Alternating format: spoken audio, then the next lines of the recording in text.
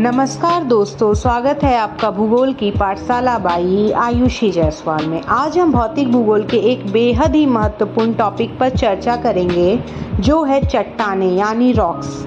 यह विषय न केवल भूगोल बल्कि भूविज्ञान यानी जियोलॉजी का भी आधार है।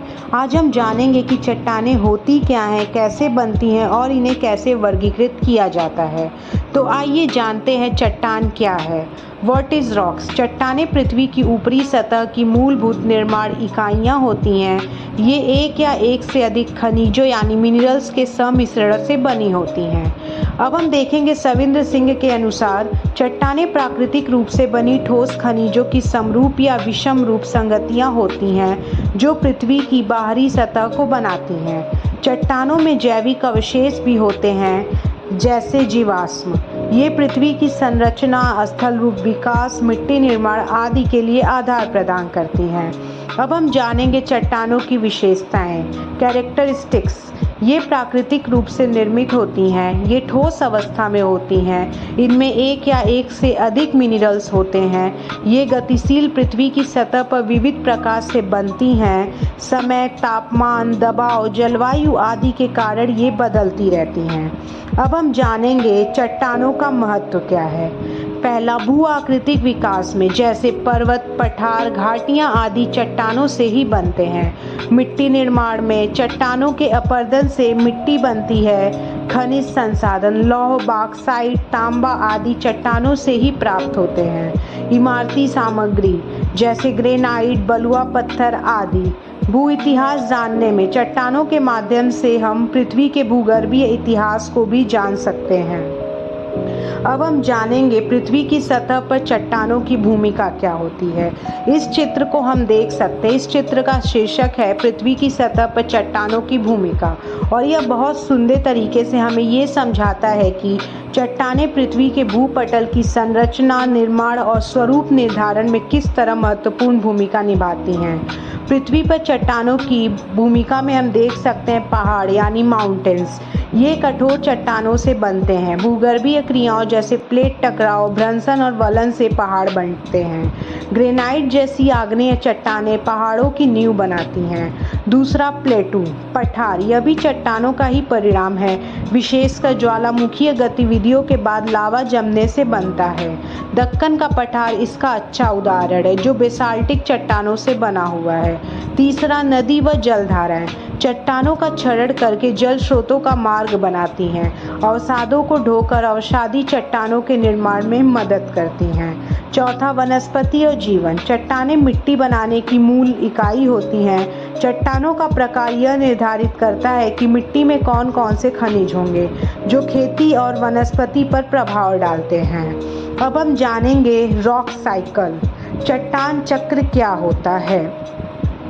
चट्टान चक्र को अब हम देखेंगे। यह प्रक्रिया दर्शाती है कि एक प्रकार की चट्टान दूसरी में कैसे बदल सकती है। इसी को हम रॉक साइकिल कहते हैं। इस फिगर में हम देख सकते हैं ज्वालामुखी विस्फोट, वोल्केनो इरप्शन। पृथ्वी के भीतर जमा मैग्मा जब सतह पर आता है तो ज्वालामुखी फटता है।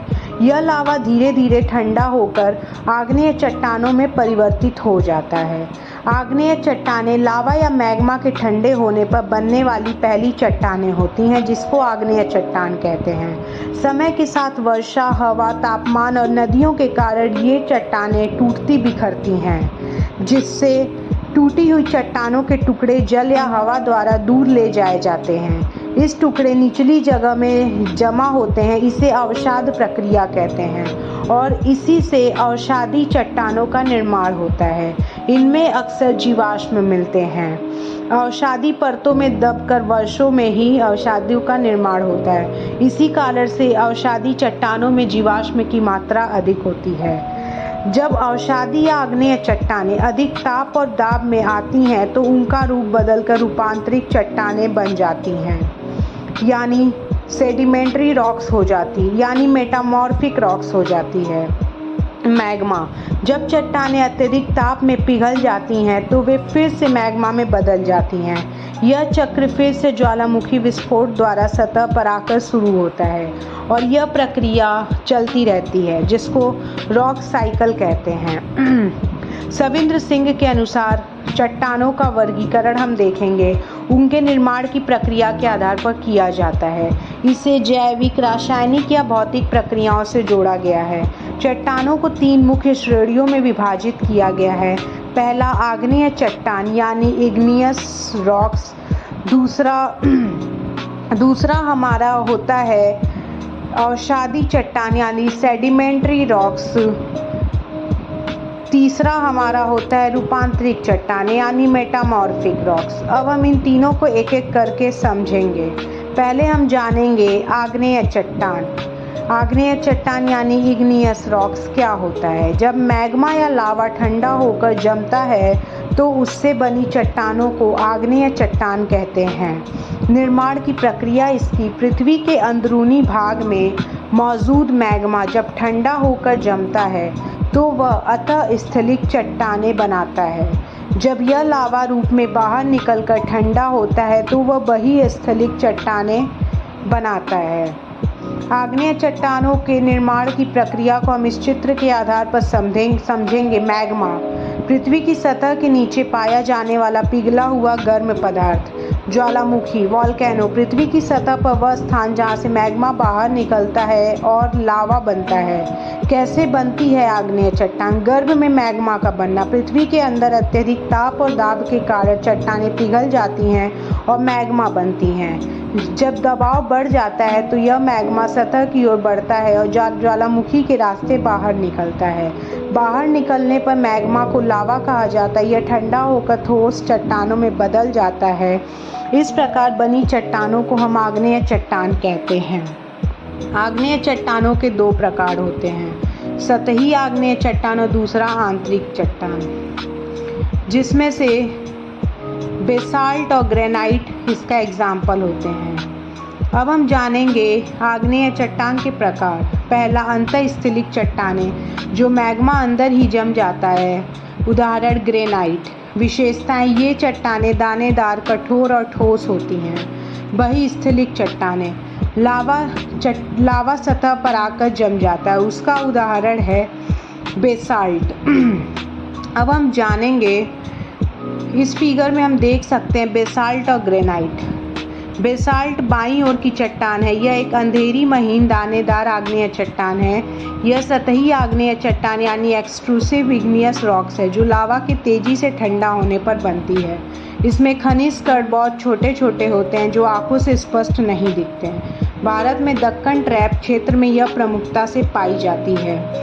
इसका रंग काला या गहरा स्लेटी होता है। इसका घनत्व अधिक होता है। उद्गम इसका ज्वालामुखी लावा होता है। अब हम जानेंगे अवसादी चट्टानें, सेडिमेंट्री रॉक्स क्या होती है। जब पहले से मौजूद चट्टानों के टुकड़े, खनिज कण और जैविक अवशेष जमा होकर दबाव से सघन हो जाते हैं तब अवसादी चट्टानें बनती हैं। इसके निर्माण की प्रक्रिया है अवसाद। मिट्टी, बालू, कंकड़, छोटे छोटे चट्टानों के टुकड़े जो जल, वायु या हिम से कटकर नीचे की ओर बह जाते हैं। अवसादी चट्टानें जब यही अवसाद परत दर परत जमा होकर वर्षों में कठोर चट्टानों में बदलते हैं। कैसे बनती है अवसादी चट्टानें। अपक्षय और अपरदन, बारिश, हवा, तापमान में बदलाव आदि के कारण पर्वत और चट्टानें टूटकर छोटे छोटे टुकड़ों में बदल जाती हैं। परिवहन, ये टूटे हुए टुकड़े नदियों, हवा या बर्फ के माध्यम से एक स्थान से दूसरे स्थान तक ले जाए जाते हैं। जब ये कण गति धीमे होने पर तलछट के रूप में नदियों, झीलों या समुद्रों में जमने लगते हैं तो समय के साथ ऊपर की परतों का दबाव नीचे की परतों पर पड़ता है, जिससे ये अवसाद परतें सख्त होकर चट्टान में बदल जाती हैं। इसी को हम कहते हैं अवसादी चट्टानें। अवसादी चट्टानें के प्रमुख प्रकार हैं जल जनित, एक्वेयस, जल द्वारा लाई गई सामग्री से बनी हुई होती है। इसका उदाहरण है बलुआ पत्थर, शिलाखंड। दूसरा वायु पोषित यानी एओलाइन, हवा द्वारा जमा की गई है, उदाहरण लू की पलते। तीसरा हिमानी, ग्लेशियर, ग्लेशियर द्वारा जमा अवसाद यानी टीलेस चट्टानें। चौथा जैविक अवसादी यानी ऑर्गेनिक रॉक्स, जीवों के अवशेष से बनी होती, उदाहरण चूना पत्थर, लाइमस्टोन, कोल। इस चट्टान की विशेषताएं होती हैं, यह परतदार होती हैं जिसमें जीवाश्म ज़्यादा पाए जाते हैं और ये सॉफ्ट होते हैं। अब जानेंगे हम रूपांतरित चट्टानें। जब पहले से बनी चट्टानों पर अत्यधिक दबाव, तापमान या रासायनिक क्रियाओं का प्रभाव पड़ता है, तब वे रूपांतरण के कारण नई चट्टानों में बदल जाती हैं। इसके निर्माण की प्रक्रिया अत्यधिक ताप, दबाव और द्रव्य रासायनिक अभिक्रियाओं द्वारा होती है। यह प्रक्रिया गहराई में होती है। इसके प्रक्रिया को हम देखेंगे। इसके मुख्य घटक हैं ऊष्मा, धरती के भीतर का तापमान जो चट्टानों को गर्म करता है, दबाव, गहराई में चट्टानों पर पड़ने वाला बहुत अधिक दबाव, रूपांतरण, जब कोई अवसादी आग्नेय चट्टानें उच्च ताप और दाब के कारण अपनी बनावट, संरचना या खनिजीय संगठन में बदलाव लाती हैं। इसकी प्रक्रिया को हम जान गए हैं। तीनों प्रकार की चट्टानें को आज हम पढ़े हैं, आग्नेय, अवसादी और रूपांतरित चट्टानों को हम पढ़े हैं। तो दोस्तों, अगर आपको आज का वीडियो अच्छा लगा हो तो प्लीज़ चैनल को लाइक करें, सब्सक्राइब करें और शेयर करना न भूलें। आज के लिए बस इतना ही। अब मिलते हैं हम अगले वीडियो में एक नए टॉपिक के साथ। धन्यवाद।